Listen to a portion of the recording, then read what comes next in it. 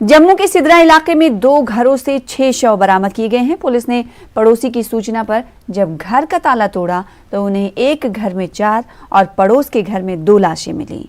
Police के मुताबिक इन लोगों की काफी पहले मौत हो चुकी थी। 6 लोगों में से एक श्रीनगर का बरजला का रहने वाला है।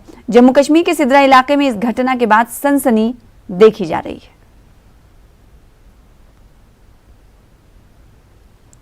जरीफा बेगम मृतक सकीना बेगम की बेटी और मृतक सज्जाद अहमद की मां हैं। उन्होंने कहा है कि मृतक का पिछले 3-4 साल से कोई संपर्क नहीं था और पुलिस ने बीती रात आकर घटना के बारे में बताया। इस घटना में उनकी मां, बेटे, बहन और भाई की मौत हो गई है।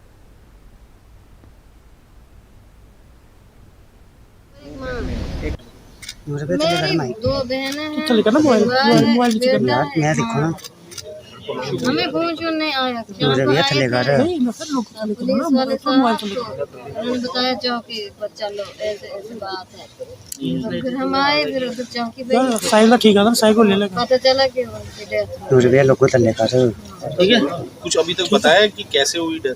नहीं, कुछ नहीं, अभी कोई कंफर्म नहीं। अच्छा। सिदरा के तईवार इलाके में आज सुबह 6 डेड बॉडीज मिलने से सनसनी फैल गई और उसके बाद हमने आपको ज्यादा जानकारी भी दी कि किस तरह से पूरा मामला हुआ और लगातार जम्मू कश्मीर पुलिस जो है इस पर इन्वेस्टिगेशन कर रही है।